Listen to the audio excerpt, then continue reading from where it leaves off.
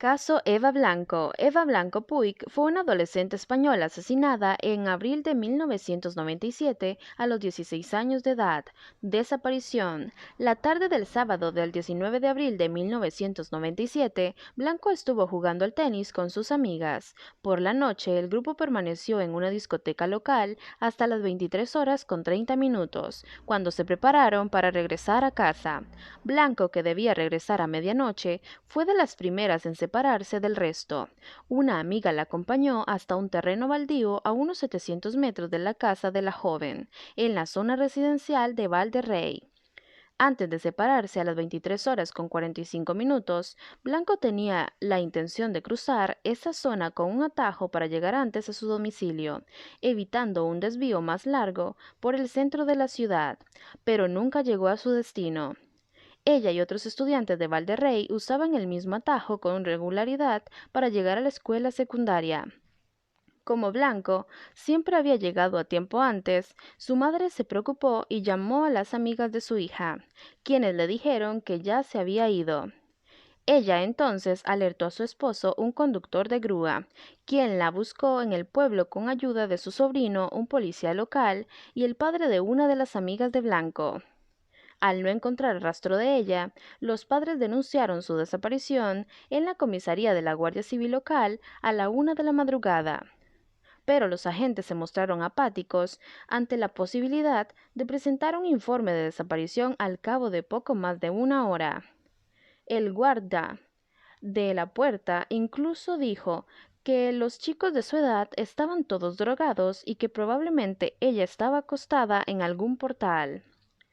A las 2 horas con 30 minutos, familiares, amigos, Guardia Civil y Policía Local iniciaron su registro en Algete y la zona que conduce a la cercana fuente de Sas de Jarama, aunque la Guardia Civil no presentó un informe de desaparición hasta las 8 de la mañana del ya domingo 20 de abril. A mediodía, la familia contactó con la televisión autonómica Telemadrid para solicitar ayuda para dar a conocer el caso. El padre de Blanco visitó la comisaría local de la Guardia Civil en 15 ocasiones durante la noche y criticó a la institución por no registrar los caminos rurales ni utilizar vehículos en la búsqueda antes del amanecer, salvo en un corto corrido de 20 minutos por Valderrey. La Guardia Civil negó la acusación y dijo que era costumbre esperar algunas horas entre la denuncia de desaparición y su registro. Investigaciones tempranas. Descubrimiento del cuerpo. El cuerpo de Blanco fue encontrado por dos ancianos residenciales de Ajalbir a las 9 de la mañana, junto a una obra de construcción de una carretera entre Coveña y Belvis de Jarama, a 6 kilómetros de Algete. Los descubridores pensaron que pudo haber sido atropellada por un automóvil, pero la Guardia Civil advirtió que la víctima, tendida boca abajo en el suelo, había sido apuñalada varias veces en la espalda mientras intentaba huir de su atacante. El cuerpo estaba vestido con los mismos jeans, suéter oscuro y botas de montaña que vestía cuando desapareció, con solo una manga de la chaqueta quitada. También se supuso que tanto el asesino como la víctima habían llegado a la zona en un vehículo, aunque la lluvia abundante en la noche del asesinato había borrado las huellas de los neumáticos y la mayoría de las demás pruebas forenses. Sin embargo, sobrevivieron algunas huellas de la víctima y de un hombre con mocasines de la talla 42. La Guardia Civil comunicó el hallazgo a la familia de Blanco a las 15 horas con 30 minutos. La noticia causó conmoción en Algete, una localidad de apenas 12.300 habitantes por aquel entonces, sin casos recientes de delitos violentos. A las 19 horas, 200 personas se reunieron en silencio ante la casa de Blanco para condenar su asesinato. A su funeral y entierro, celebrado el 23 de abril, asistieron 2.000 personas. Informe de autopsia. Blanco fue apuñalada en la espalda 19 veces antes de morir por pérdida de sangre, alrededor de las 4 de la madrugada. El arma homicida era una navaja de entre 8 y 10 centímetros de largo y 1 centímetro de ancho. La primera puñalada en el costado del cuerpo se hizo mientras estaba sentada en un vehículo y el resto después de que saliera e intentara correr cuesta abajo junto a la carretera. Muchas de estas heridas posteriores, en su mayoría encontradas en la oreja y parte posterior de la cabeza de Blanco, fueron superficiales y se interpretaron como pasionales. mientras que la primera herida fue profunda y pudo haber sido fatal incluso en ausencia de todas las demás. El himen de Blanco había sido desgarrado y el esperma del mismo hombre se encontraba en su boca, vagina y ropa interior.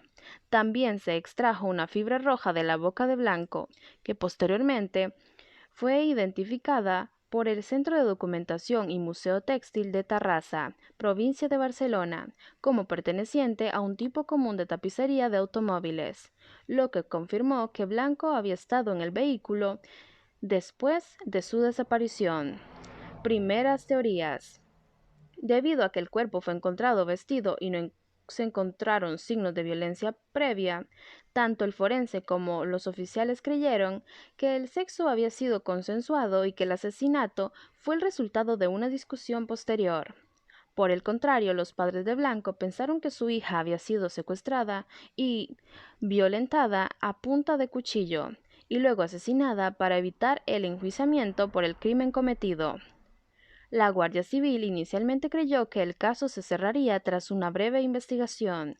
La teoría dominante era que una sola persona conocida por Blanco se le acercó en un automóvil y se ofreció a recogerla, lo que ella aceptó y la llevó al sitio en construcción, un conocido espacio en el que parejas se intimaban, donde tuvieron relaciones sexuales antes de que ella fuera asesinada. El primer sospechoso fue su exnovio de Blanco, un residente de Fuente de Sas que recientemente había roto con ella. Sin embargo, fue descartado tras su interrogatorio por la policía. Posteriormente, la investigación se centró en hombres adultos conocidos por la familia de Blanco y en quienes ella podía confiar. El 29 de mayo, el gobierno anunció que la Guardia Civil encontró el caso más complicado de lo esperado y que ya no excluía a un extraño como autor. Los amigos de Blanco afirmaron que ella nunca aceptaría que un extraño la llevara y que debió haber sido obligada a subir al automóvil. Otros vecinos relacionaron el crimen con un extraño vehículo azul visto en el pueblo siguiendo a otra chica alrededor de la medianoche, uno de cuyos ocupantes era un hombre rubio de 20 años aproximadamente. Sin embargo, nadie registró la matrícula del coche. La existencia de esperma se ocultó a la familia de Blanco y al público mientras los agentes recuperaban muestras de ADN de los parientes varones de Blanco y las comparaba con las originales en espera de una coincidencia. Muchas de esas pruebas fueron recuperadas siendo escondidas dichas intenciones por la policía. Así, por ejemplo, la muestra del padre de Blanco fue extraída de un cigarrillo que había fumado y dejado mientras tomaba café y comentaba el caso con agentes de la Guardia Civil.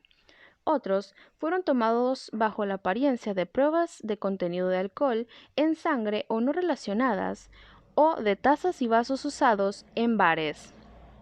Aunque no se hicieron coincidencias, la Guardia Civil siguió convencida de que el asesino era un hombre adulto residente en Algete o en una localidad cercana. Diarios. 8 meses después del crimen, la madre de Blanco encontró 2 cuadernos escondidos entre los cajones en la habitación de su hija.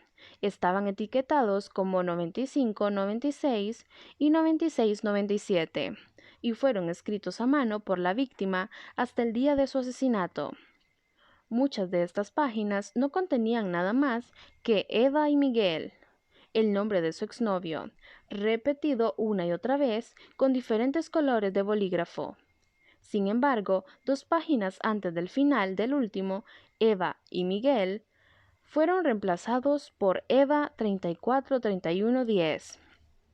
Todos los intentos por descubrir el significado de 343110 fueron infructuosos y algunas hipótesis giraron en torno al hecho de que 34 es el prefijo telefónico de España y 110 era el código postal del Algete, de la zona en la que vivía Blanco. Propuestas de pruebas masivas de ADN. Después de ser informado de que su ADN había sido comparado con el esperma encontrado en el cuerpo de su hija y lo excluyeron como sospechoso, el padre de Blanco comenzó a hacer campaña para que otros residentes de Algete proporcionaran muestras voluntarias de ADN en un esfuerzo por ayudar a atrapar al asesino de su hija. En este proyecto contó con el respaldo del alcalde del Gete, Jesús Herrera Fernández, quien hizo un anuncio oficial en noviembre de 1999 solicitando a todos los residentes varones del Gete mayores de 16 años, aproximadamente 5.000, que proporcionaran muestras voluntarias de cabello o saliva si así lo deseaban. La propuesta fue rechazada por unanimidad por las organizaciones judiciales españolas que la consideraron ingenua, desproporcionada, inútil y un posible estigma para los residentes del Gete que se negaran a proporcionar una muestra de ADN sin orden judicial y estaban en su derecho legal de no hacerlo. Sin embargo, el padre de Blanco recibió 2013 muestras de vecinos del Gete y localidades cercanas y las depositó en el juzgado local hasta que se decidiera qué hacer con ellas. El juez de instrucción del caso solicitó un informe del fiscal general de Madrid sobre la viabilidad legal de dicha prueba. La respuesta emitida el 30 de marzo del 2000 fue que las pruebas solo deberían realizarse en muestras de personas que pudieran considerarse sospechosas según la investigación, y no solo en voluntarios. Solo se analizaron muestras de 45 personas, incluidos 12 familiares de Blanco por parte de su padre, 6 por parte de su madre, sus absolutorios y cualquier persona con antecedentes penales, con especial atención a los casos de conducta sexual inapropiada y violencia con cuchillo. Nuevas evidencias y renovado interés de los medios. En 2007, 30 agentes habían trabajado en el caso y se había solicitado información sobre los casos similares a otras oficinas de la aplicación de la ley, incluidas la ERTzaintza y el FBI. Un especialista de la Universidad de Santiago de Compostela reexaminó las pruebas de ADN y concluyó que pertenecía a un hombre que no era de ascendencia europea. 6 años después, en 2013, el número de personas investigadas había aumentado a 1.503 y se había analizado el ADN de 208 hombres de Algete y otras localidades, incluidos delincuentes que se encontraban en libertad condicional en el momento del asesinato. Un nuevo juez de instrucción permitió la apertura y verificación de los 2013 sobres que contenían los nombres de los voluntarios de 1999. Pero no el análisis de todas las muestras de ADN. EVA, un expediente abierto. El 26 de abril de 2013, el programa de investigación de La Sexta, equipo de investigación, emitió un programa sobre el caso con el título EVA, un expediente abierto. En él se recapituló la evidencia conocida e incluyó entrevistas con los padres, amigos, maestros, oficiales que trabajaban en el caso de Blanco y Vicente Garrido Genovés, psicólogo y criminólogo que ganó notoriedad cuando ayudó a identificar al asesino en serie Joaquín Ferrandis Ventura en Castellón en 1998. Garrido discrepó de la teoría de la Guardia Civil de que el asesino era un novio secreto de Blanco, argumentando que ella no accedería a encontrarse con un amante 15 minutos antes de su toque de queda por el riesgo de exponer tal relación. Su perfil criminal era de un acosador, alguien a quien Blanco no conocía o apenas conocía. La falta de heridas defensivas podría explicarse por qué la víctima fue amenazada antes de acceder a tener relaciones sexuales con el agresor. El criminal sería de poca inteligencia, sin educación, con una profesión poco calificada y emocionalmente inmaduro, ya que buscaba tener relaciones con un adolescente más que con una mujer de edad más cercana. Probablemente no tenía familia porque se habría dado cuenta de que llegaba tarde y le habrían preguntado al respecto. También era posible que continuara su carrera criminal en otros lugares de España y que estuviera en prisión por otros delitos. Reconstrucción facial. Después de ver el programa, una mujer informó a las autoridades que había visto a un hombre sospechoso en el lugar donde la joven fue asesinada cerca de las 8 horas de la mañana de aquel día. Caminaba bajo la lluvia sin paraguas, parecía que no había dormido durante la noche y parecía estar buscando algo antes de subirse a un Renault 18 blanco. La Guardia Civil consideró fiable el testimonio, en parte porque otros testigos habían denunciado un Renault 18 a lo largo de los años, y el modelo era compatible con la fibra recuperada del cuerpo de Blanco. El 28 de octubre de 2013, la Guardia Civil publicó un retrato robot realizado en colaboración con la nueva testigo. El sospechoso sería un hombre de entre 35 y 40 años en 1997. Medía entre 1,70 m y 1,80 m de altura. Era corpulento, entre 75 y 80 kilos, con cabello castaño corto, puntiagudo, cara cuadrada y endurecida, ojos oscuros y hundidos, vestía una camisa blanca y un suéter con cuello de pico, y conducía un Renault 18 blanco con la tapicería roja. Se creó un número de teléfono y una dirección de correo electrónico confidenciales para posibles sugerencias. El 1 de enero de 2014 se habían recibido 100 correos electrónicos. Arresto de Ahmed Shelher. Identificación. A finales de 2013, una nueva revisión del ADN de el esperma redujo la identidad del donante a un hombre de ascendencia norteafricana. La Guardia Civil solicitó a 300 norteafricanos residentes de Algete en 1997 que proporcionaran nuevas muestras. Su respuesta fue abrumadoramente positiva, a pesar de que muchos habían abandonado la ciudad e incluso el país en los últimos años. Von Schelg, un individuo residente del barrio de Blanco, que posteriormente se marchó a vivir al sur de Francia, compartía su cromosoma y más del 97% de su ADN nuclear con el asesino. Esto solo era posible si ambos hombres eran hermanos.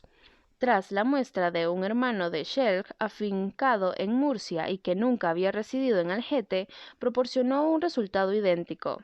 Se emitió una orden de detención europea para el tercer hermano Schelg Ahmed Shelher. El 1 de octubre de 2015, Ahmed fue detenido fuera de su lugar de trabajo en Besançon, ciudad y comuna francesa situada en el este del país, en el departamento de Doubs y región de Borgoña-Franco-Condado, durante una intervención conjunta de la Guardia Civil y la Gendarmería francesa. Sospecha.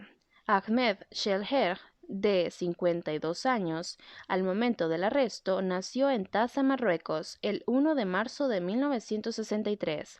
Tenía 34 años cuando se produjo el asesinato. Shelh se casó en Madrid en 1989 con una española de 20 años y se convirtió en ciudadano español en la década de 1990.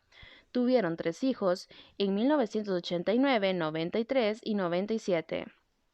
Su esposa estaba embarazada de 5 meses de su tercer hijo cuando Blanco fue asesinada.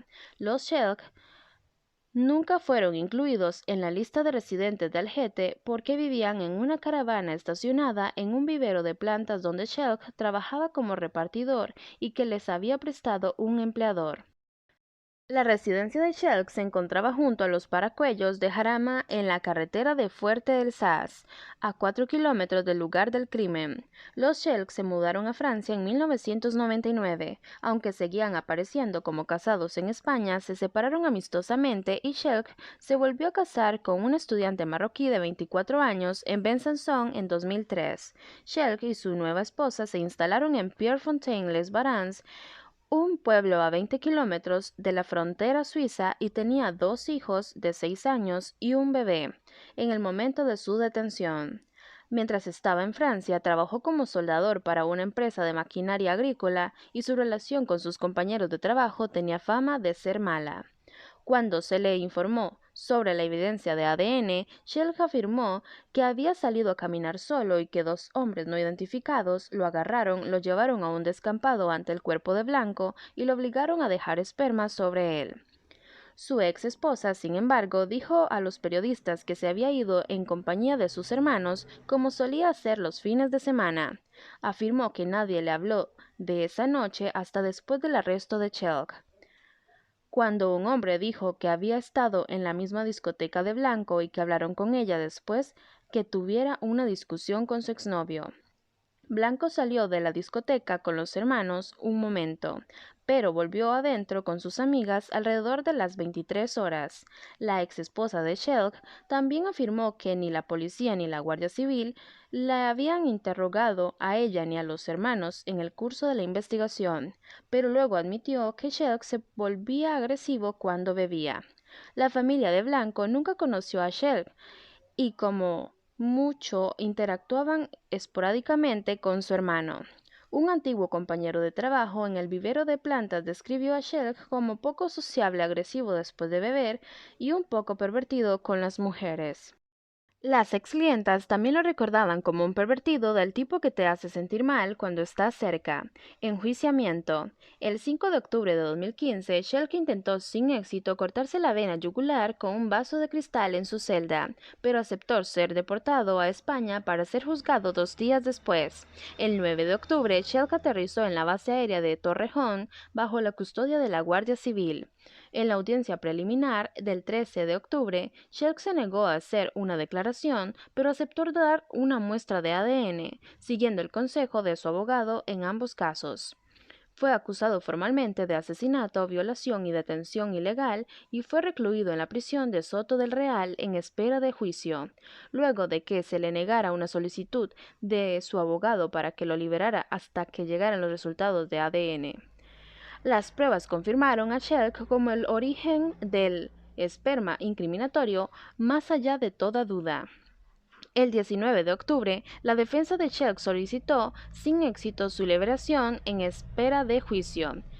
Su abogado argumentó que no había evidencia que vinculase a su cliente con el crimen además del ADN, que la hipótesis que funcionó durante los últimos 18 años por parte de la Guardia Civil era que Blanco había subido voluntariamente al automóvil de un adulto que ella conocía y que había concedido mantener relaciones con él antes de ser asesinada, según la misma investigación.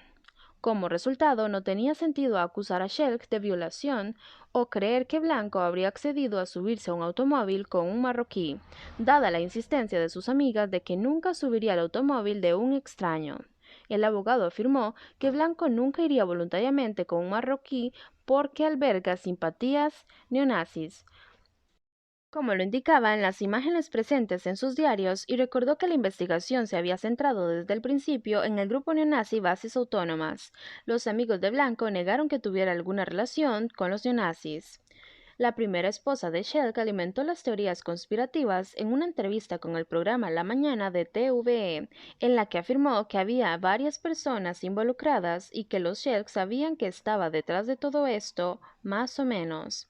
Ella afirmó esta vez que su marido regresó a casa entre las 22 y las 23 horas, que no se quedaría fuera hasta tarde porque estaba embarazada y que le dijo que algunos chicos lo habían asaltado, pero que él no quería denunciarlo porque tenía miedo. El 8 de enero de 2016, un equipo de psiquiatras y psicólogos de la prisión apoyó el levantamiento de las medidas contra el suicidio impuestas a Shelk desde su arresto, como él mismo había solicitado repetidamente. En la siguiente audiencia del 15 de enero, Shelk afirmó que 2 personas lo metieron a la fuerza a un automóvil y lo amenazaron con una navaja para hacerlo eyacular sobre Blanco, que estaba viva dentro. Insistió en que nunca la penetró, pero cuando se le preguntó por qué se encontraba su esperma dentro del cuerpo, no pudo responder. Muerte. El 29 de enero de 2016, Shelk fue encontrado muerto en su celda de la prisión de Alcalá, Meco, tras haberse ahorcado con los cordones de sus zapatos. La acusación terminó formalmente el 15 de febrero. En octubre del 2020, el Tribunal Supremo de España condenó al Estado a indemnizar a la familia del presunto violador con un total de 90.000 euros por no haber evitado el suicidio del interno.